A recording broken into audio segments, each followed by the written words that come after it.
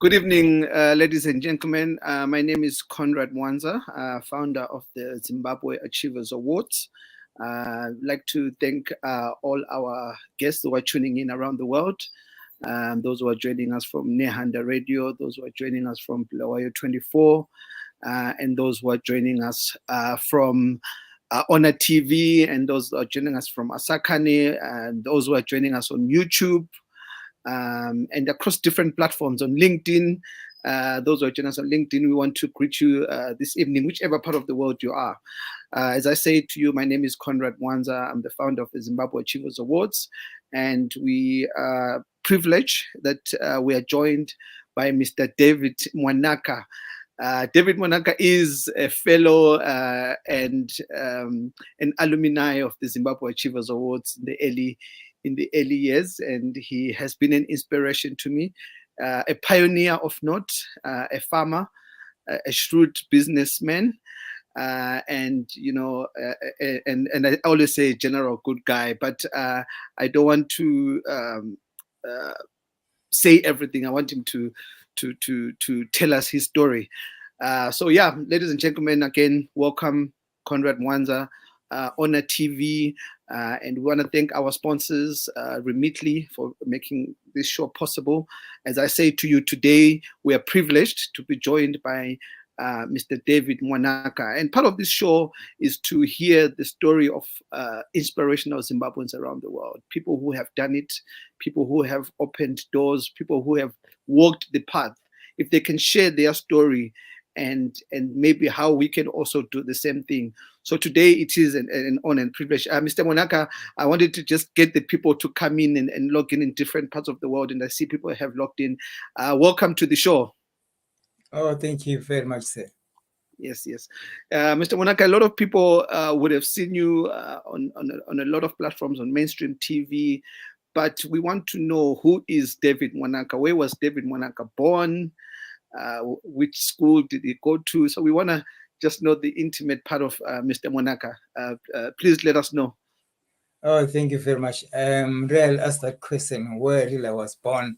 Yeah, well, of course I was born in Zimbabwe, but exactly where? Oh, that's an interesting one. Yes, Yeah. please tell us. Yes, we're here for that. Yeah, I was born in Nyanga. I would say one of the remote parts of Nyanga. I don't think that many people know where I come from. It's called Chirimanyimo. It's right at the Nyangani High, well, Nyangani Highlands. It's right at the top of what can I say? Of Nyanga. Yeah, the mountains. Yeah, and then I went to school in Nyanga and Rusape, Chipinge, Gweru. That's really part of my primary and secondary education. I really did much of it in Zimbabwe, and much of it in the rural areas, actually. Oh, that's very nice. And then it will be quite interesting then, if you did your schools in the rural areas, did you then proceed to secondary school? And then perhaps I just want to know from Zimbabwe and how you left Zimbabwe and how you ended up in the UK, that journey from the rural boy who was born in the mountains in Nyanga to maybe Harare eventually, and to the UK. What was that journey? Did you work in between?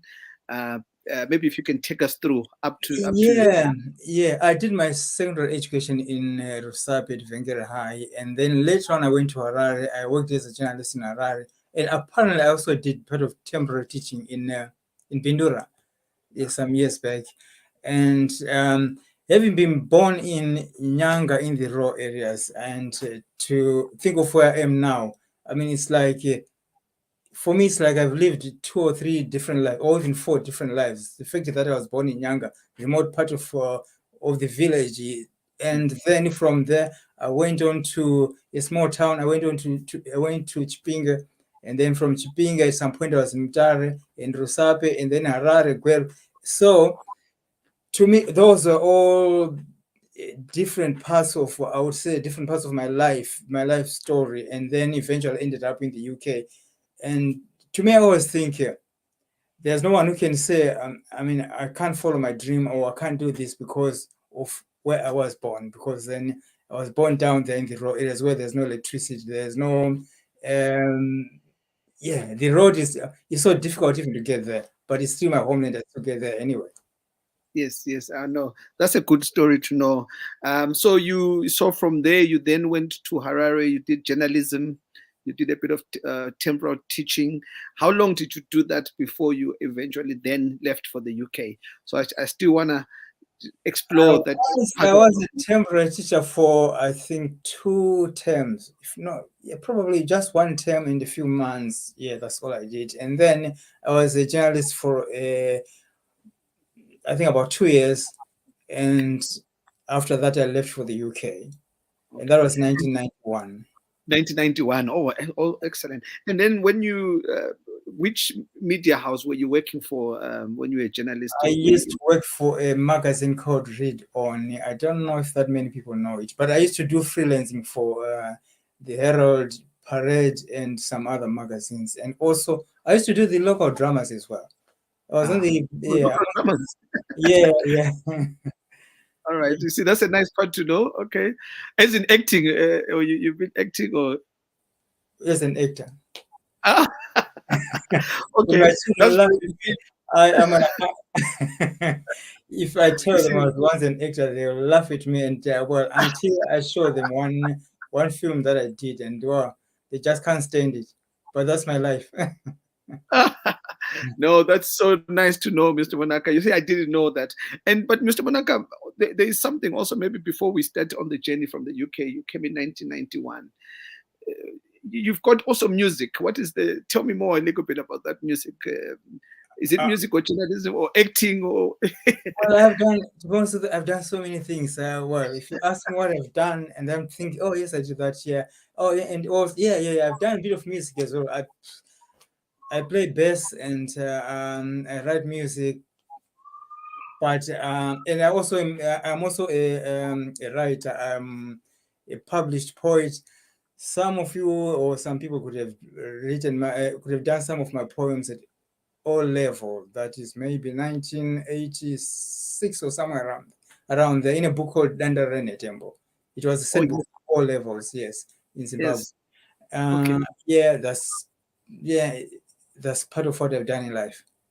Okay, but when I'm just hearing your story in terms of journalism, the acting, and the music, you essentially are a creative at heart.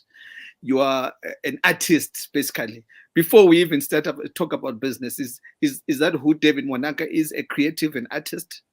That's very true. I think you got it right. Yes. I just happened to end up a farmer because I would say I wanted to eat white maize because when I came to the UK, it wasn't available. And I wanted to eat it, but it was just like I'm Yeah. saying, it wasn't available. That's what made Okay. me to go into farming. But otherwise, my background is, uh, I would say I'm an artist because I've been an actor for some years. I do write Mm. scripts, TV scripts, poems, short stories, novels. That's really me. But also on another note, farming is not my. It's I think it's also an art because then Yes. imagine Yes. Yes. you plant a seed, then you wait to see the seed grow, and Yes. at some point the seed starts producing some fruits, and Yes. it's a journey, just It's a like journey. art. Yeah, yeah. No, I'll come back to that, Mr. Monaka, which is I'll come back to that journey. So, and then you talk about being a script writer. Let me know then. Is there a movie that's coming? What are you working on the artistic side of Mr. David Monaka? Because you see, a lot of people do know of you, but then we didn't know about this artistic side, which we want to explore a little bit more. So, anything that you're working on the movies, on anything like that? You know what? I'm one of those people who just work on something because I got the inspiration, then I put it aside, and then something else comes into my mind, and then I work on it. I finish, I put it aside. So I haven't really been seriously looking for, let's say, for producers or anyone to, to produce my scripts.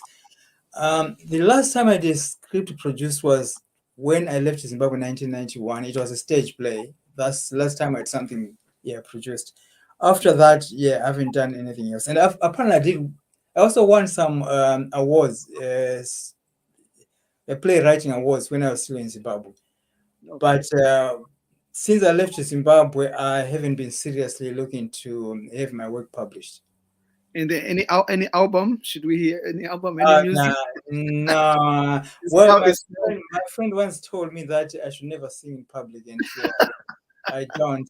Okay. No, I can sign you, Mr. Mwanaka. Anyway, those who are joining us this moment, we're joined by David Mwanaka, founder and farmer of Mwanaka Fresh Farm Foods, pioneer of note. So again, I want to acknowledge those who are joining us on Nehanda, on Bulawayo 24, on LinkedIn, and different platforms. I want to welcome you. But this show is all about talking to Zimbabweans who are inspirational, Zimbabweans who have been successful in their journey. And as we know, success is not something that comes easy. It's not something that, you fail a few times, you get up, you dust yourself, and you keep going. So we want to learn from these Zimbabweans who have walked this path. And today, as I said, we're privileged to be joined by David Mwanaka, the founder of Fresh Farm Foods. You can follow David Mwanaka on social media. He will share with us as we go along. But Mr. Mwanaka, if I can perhaps come back now to your journey starting in the UK. So you left Zimbabwe in 1991. Can you then take us from the time you arrived in the UK and what you did in the UK, and how you eventually landed into farming? But I don't say so much about the farm yet. I just want to know, that journey from Zimbabwe to the UK, and then the journey from the UK to the time where you became a farmer. Yeah. When I arrived in the UK in 1991, I mean, I was hoping that I'll get a job in journalism, and that never happened. And then at first I thought I might have to go back home. But then I resigned from my job in Zimbabwe, and I'm thinking, if I go back to Zimbabwe, where am I going to start from? So I had no choice. I just had to hang around, and I arrived in the UK in October, and that was just the beginning of that was the end of summer, and we were getting into autumn, and a few months later that was winter, and I just didn't like the winter at all. It really affected me to a point where I was so depressed. But after a while, I thought, well, I could as well enjoy this cold, because if I'm not going to enjoy it, there are two things: I either go back home or I enjoy it and just take it as every year as it comes, just say, oh well, that's what it is, that's what the UK is. So from there, started looking for a job. First, like I said, in journalism, I couldn't get one, and then I ended up doing all sorts of jobs. To be honest with you, I worked as a traffic warden. If anyone out there knows what a traffic warden is, you are just one of the most hated people in the society. People just look at you, look at your uniform, and they don't like you. That's it. Whether you're black or white or Asian, the story is the same. They don't like you because you issue tickets to people's vehicles. I also worked in factories. I worked in Coca-Cola. I worked in I can't even tell you how many factories. I've worked as a cook, as a chef, in so many factories. I can't even recall how many. And that's the story of most people came to the UK from other countries. You end up just doing all sorts of jobs. And well, after a while, I was so frustrated, because then I'm thinking, I left Zimbabwe, I had a very good job in Zimbabwe, and why did I come to the UK to end up doing all these sorts of jobs that I just don't want even anyone to see me doing this. But then with time, you come to a point of realizing that unless I do what I'm doing, and unless I just tell myself that I'm in this situation and I have to come out of this, I'm going nowhere. There are two choices: either I have to go back home, or you have to continue where you are. I chose to continue residing in the UK, and though it wasn't easy at all. Okay. Excellent. And then great. And then you obviously have broken records. I think a lot of people might not even know this, because we hear of David Mwanaka, we hear of being a pioneer, but you've done the the impossible, if you want to call it this way. So tell us then, how did you start farming? Why did you start farming? And what challenges did you face through that journey?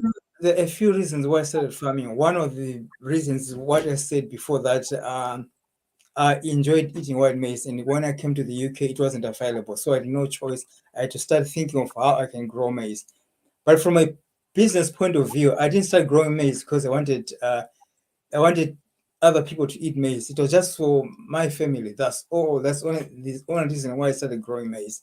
And then at the same time, because I was at that point where I can almost say I was fed up of formal employment. So to me, trying something new as farming, it wasn't something that I would say it was something that I'll lose anything, because then I got to a point of thinking, whether I don't succeed as a farmer or succeed, it doesn't make any difference, because I'm not enjoying what I'm doing. And therefore, I said, let me just take a chance. Maybe it will work out. And also, like when I was trying to do my researches to see if I can grow white maize in the UK, I remember I called the one gentleman who was the president of the Maize Growing Association in the UK. That is, they only grew in the UK. It's only, I mean, if you are growing maize in the UK, it's going to be yellow maize. So he was the president of the, I would say, Yellow Maize Growing Association, because there was no white maize then. And then this gentleman just told me, no, you're just wasting my time. You can't grow white maize in this country because it's a tropical crop. And before I could ask him another question, he hung up. He just told me, you're wasting my time. Then he hung up on me. And then for a few minutes, I just sat there and thinking, so this is the end of my dream. So I can't do it. But I think a few days later, I thought, I want to prove this man wrong. Let me just do what he said I can't do. So it was just a few factors put together, that I wasn't enjoying formal employment and nothing to lose.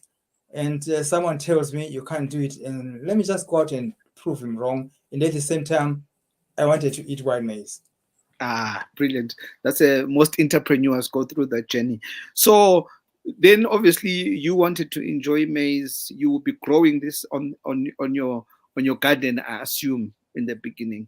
And how did you find your first piece of land? How big was the piece of land?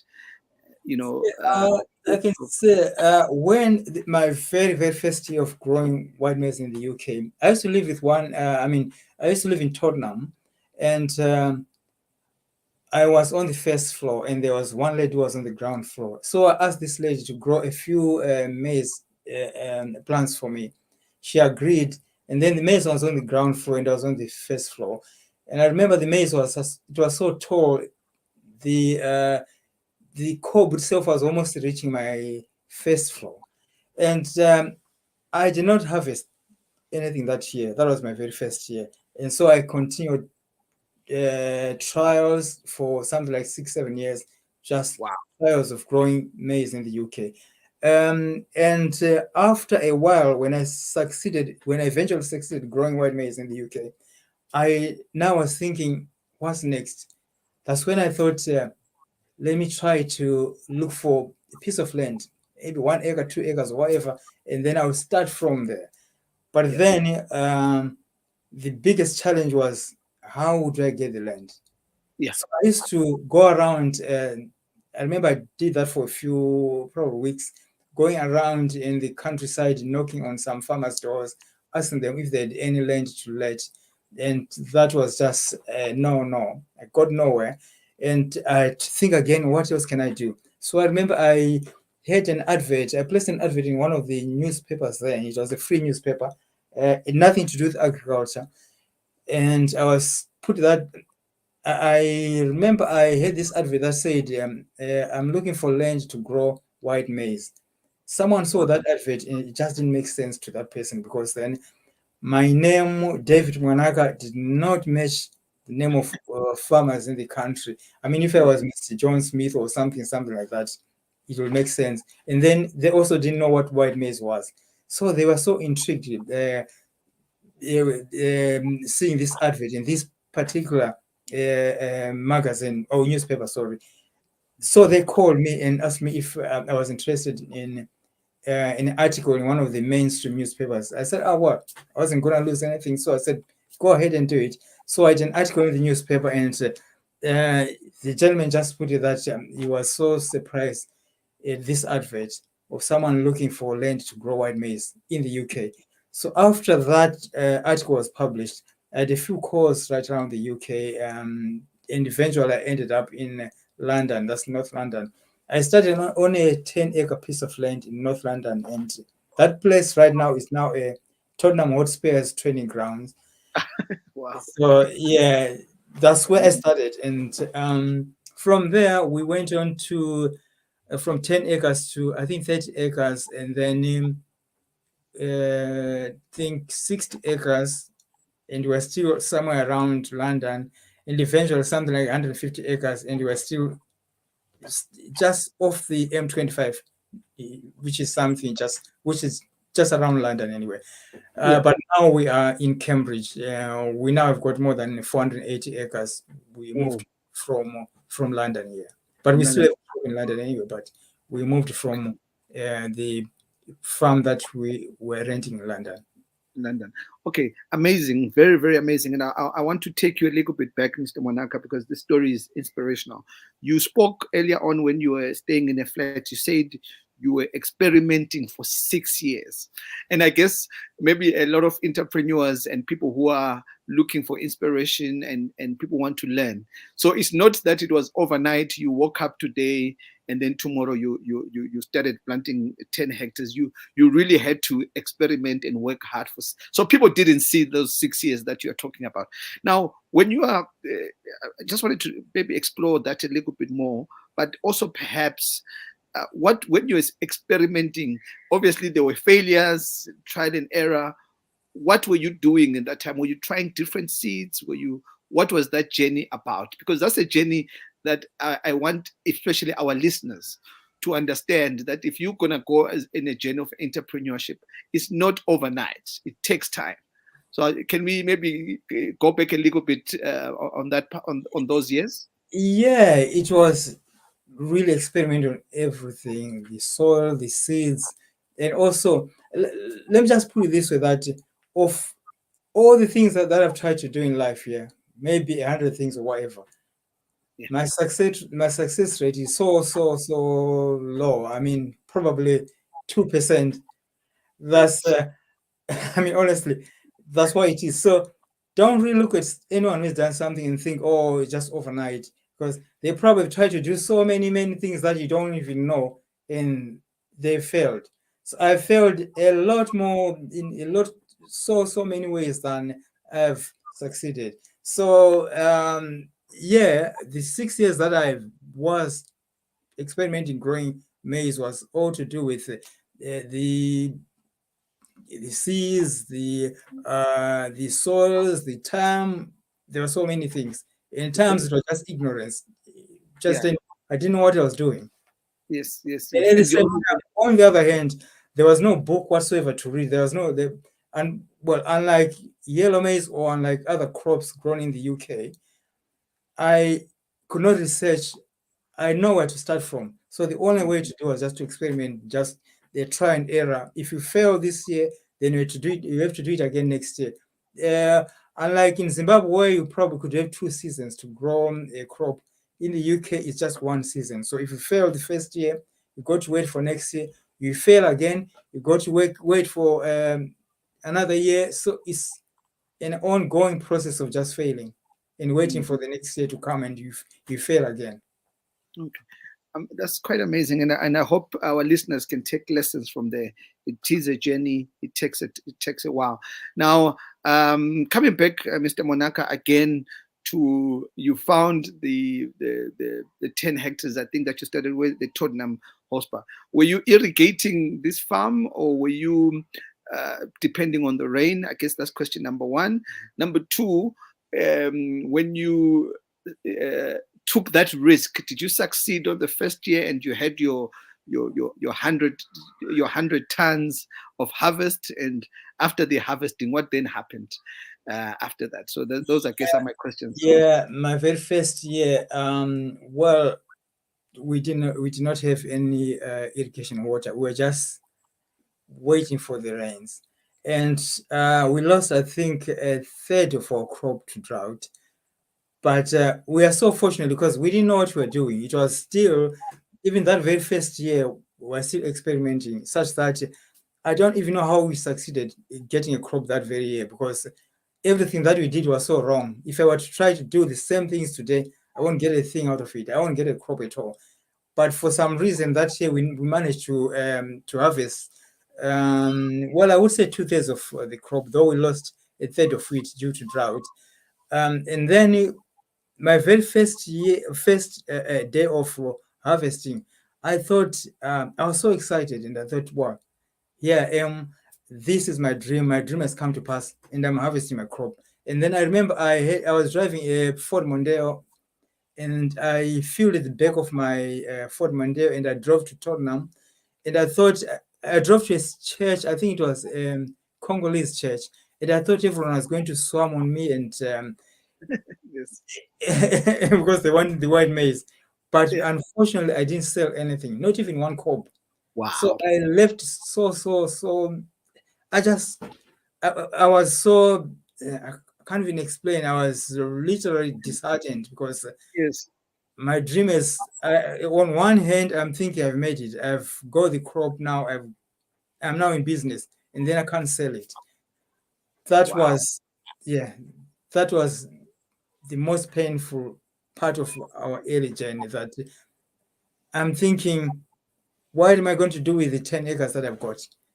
Yes. So it just happened at that time that there was another newspaper, a Zimbabwe newspaper owned by, I think, one guy called Zenzo Ngube. It was, don't remember the name of that newspaper, but it was Yes, a, I think I remember that newspaper. Yes, owned by Zenzo Ngube. Yes, yes, I yeah. remember. Yes. Uh-huh. Then, yeah, again, we had an article in that newspaper, and we started advertising that newspaper. That's how people got to start knowing us. It was from there. And then I remember we used to drive to central London to try to sell to some Southern African embassies, and yeah. That's Good part to- of how we started selling our maize. Okay. But it was difficult because then I remember actually, whenever I would tell people that I got fresh white maize, they'll tell me no, it's not true, because they never seen it in the country, and it was like Yeah. I was just telling them something out of the blues, or maybe I'd imported it from Africa. Wow. Okay. Very again inspirational, and I hope our listeners, and we bring you this show so that you can hear from the people who have walked the path, and maybe we can learn from them. And we see that with business, you're gonna face hurdles, you're gonna face obstacles, but if you have the passion and the drive, you will eventually get there. So, Mr. Mwanaka, now you are doing when did things start turning around for you? Then, yes, you've advertised in the newspaper, people are starting to order your maize. You maybe 2-3 seasons after that. Are you now becoming a little bit better in your crop in terms of the percentage of your harvest? Are you now getting more demand in terms of customers? And perhaps you can also now start taking me to where you opened a shop with the Zimbabwean products. So when did things start turning around for you? I can say something like 3, 4, 5 years down the line. Yes, a lot more people came to know us through word of mouth, and we still were advertising any platform that we could advertise on. We were there advertising our crop. Though, like I said, the first few years, people just couldn't believe that there was white maize in the country. And also, we actually had to move on from just focusing on Zimbabweans, and we were actually growing other crops like white sweet corn. I know most people don't even know there's a difference between white sweet corn and white maize. They are two different crops altogether. Oh, And yeah, we used to supply that to stores like Sainsbury's and Harrods. So So it was just a journey of you are doing one thing, and then the next moment you are thinking, what next? Apart from just white maize, we can do some other things. We can grow other crops, and we also are growing crops like mustard greens, tsunga, pumpkin leaves, uh, chomolia, rape, and all that stuff.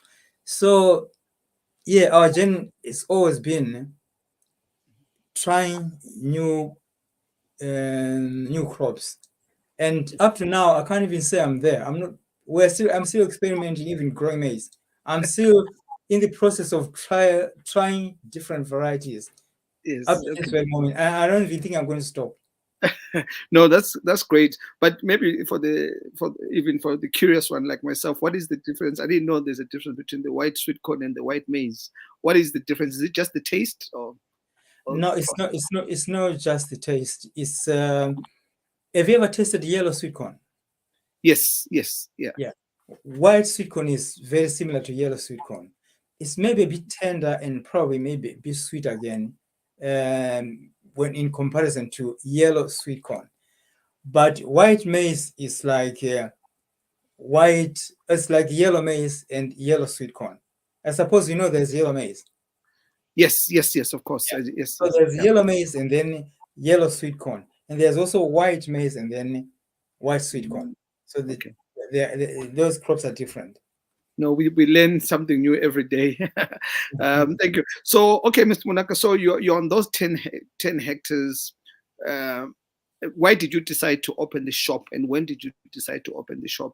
And I think, if I'm not mistaken, your first shop was in London. Uh, London, yeah, yeah. Because like, when we started, we used to sell from the fields. It wasn't even a farm as such. We were just renting some fields, so we used to sell from the fields, and then people come around and buy from the field. And one of the biggest problems we used to have is like on rainy days, people come around driving their expensive cars, and then they end up getting stuck in the fields. So we had to think, I mean, this can't go on. We've got to get to somewhere where people can come and buy any time of the year. So we first opened the shop in London, and then we opened another one in Warsaw, West Midlands, near Birmingham. But then the farm is now in Cambridge. in Cambridge. We might So, open another shop in Cambridge, but not at the moment. not at the moment. Okay, and I still want to ask you a few questions, but for those who want to get in touch, for those who want to know more about what you do, maybe we can share your contact details. Maybe please, if you can let us know how people can get in touch with you. Mm-hmm. Yeah, you can get in touch with us on our from our website www.mwanakafreshfarmfoods. You can also call us or even go on Facebook. We're also on Facebook. You can call us on 07859813238 or email us mail@mwanakafreshfarmfoods.com. So Okay. there are so many ways of getting in touch with us. Okay, and where are your shops? I mean, one is in Enfield. What's the One address is there? Enfield in London, just near where we started, and then another. Well, that's 744 Hertford Road, Enfield, EN3 6PR. The other one is in Warsaw, near Birmingham. That's 19 to 20 Vicarage Place, WS1 3NA. That's Warsaw. Okay. All right. Now coming back, Mr. Mwanaka, to the topic of the day. You now you didn't move from London. You expanded into Cambridge. Is that my understanding? Into a bigger space. Um, Well, as for the shop is still in London. We still got a shop in London. But with regards to farming, yes, we moved from London to Cambridge because then we well before we moved we were farming on 150 we had 150 acres in Cambridge, so in London, and well, another 15 20 somewhere in still in London anyway. But then we've got a bigger farm in Cambridge. Now we just have no choice, but we had to relocate to Cambridge. okay. And how many hectares are you farming on now? Oh, hectares. We have got 480 acres. Oh, acres.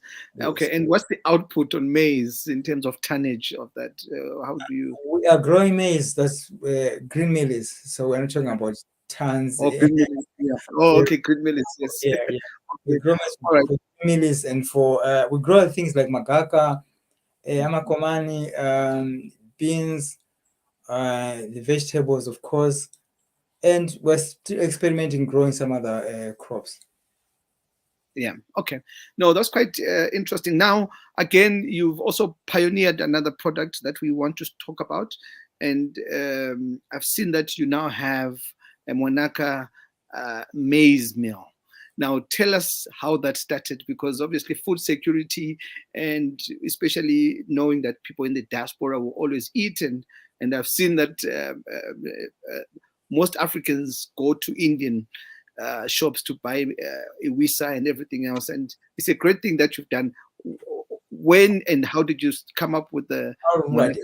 That one in particular is actually coming from Zimbabwe, because we haven't started milling the maize that we grow in the UK for a number of reasons. Part of the problem is that it's difficult to dry maize in the UK. By the time the maize hardens to a point of drying it, we are already going into winter. So it's something that I'm still working on. I think probably next year we might start milling maize, some of the maize that we grow in the UK. So that one is actually the maize meal that we sell in the shops is actually coming from Zimbabwe. Always coming from Zimbabwe, but Yes. it's your product as well. So that is available in your shops. Yes, it's available in the shops. Yes. Okay. All right. So for those who want to know more about Mwanaka Fresh Farm Foods, you can visit the website www.mwanakafreshfarmfoods.com. He's got a shop in Enfield, London, and Warwick near Birmingham. But all the information will be on the website that we share. But it's also available on social media, and maybe just to interpret those that are coming in from different platforms. So we use English because we want to address both Ndebele and Shona. But siyalibingelela lonke that are tuned in, and we will continue to try and impress as many people as we can. I can see that I've got my friends here from Ghana that have tuned in, and I've got my friends who are non-Zimbabwean. So we want to embrace everyone. But else, as I say to you, we are privileged today to be joined by David Mwanaka, pioneer, founder of Mwanaka Fresh Farm Foods. He is growing maize in London and Cambridge, and he's got a shop that sells African products. I think I don't want to just limit it to Zimbabwe. But those who want to get in touch with Mwanaka can go on the website, which is again www.mwanakafreshfarmfoods.com, or on his email address that we are sharing on the screen. But Mr. Mwanaka, before maybe we let you go, any last words for those who maybe want to go into the field, even if it's farming or if it's general business? What would you say to your fellow Africans that might be tuned in today? Yeah, I always tell people that if you've got a passion for doing something, as long as it's not illegal, go for it. Because then usually people go into business because you're trying to address a problem. My problem was that I didn't have white maize, and that's all I wanted to address. It was actually solving my own problem, not anyone else's problem. But then you realize along the way that as you're trying to solve your problems, you're also solving someone else's problem, and then that becomes a business. So try to solve your problems. You might find out that there are a million people who also got the same problem that you have, and in the process you end up in business. Okay. All right. Thank you so much. I mean, let me perhaps again have a few questions that people have sent on our comment session. Someone was just asking, do you grow, let me just read as it is, fresh nuts, Nemo? Do you also grow fresh nuts and Nemo on the farm? We do sell those. We sell Nemo, we sell fresh nuts. Those who don't know Nemo, they're called Bambara nuts or In Zlubu, yeah. in the valley, yes. We don't grow them, but we do import them from other countries, actually from countries like Ghana, Zimbabwe, Zambia. Okay. Okay. No, I mean, Mwanaka, look, it's been an inspirational journey. We celebrate you and thank you for taking time in your busy schedule. And as I have said, those who want to join or follow you, you are available on social media, and people can go onto your website. And thank you for making time, and good luck. And please, if you maybe if there's new updates, please come back and tell us more. Are you mentoring anyone at the moment? Maybe, or those who want to have mentorship, can they get in touch with you? Oh yeah, they certainly can get in touch with us. Yes. Okay. All right. Yeah. Thank you, Mr. Mwanaka, for your time. Like as I said, ladies and gentlemen, I want to give this time to thank Mr. Mwanaka for his time, and also like to acknowledge those who are tuning in from Nehanda Radio, those who are tuning in from Blawayo 24 and ONA TV. Please, if you can, please follow us on ONA TV to support this channel. Please share. Please share the channel. But again, we want to thank our sponsors for making this possible. It wouldn't be possible for without our sponsors. So please download Remitly on the app. It's available on App Store. It's available on Google Play.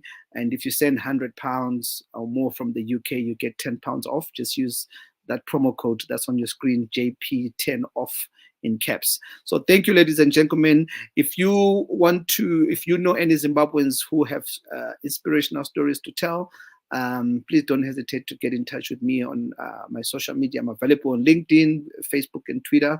Siyabonga, Tinotenda. Please join us again next week. Thank you.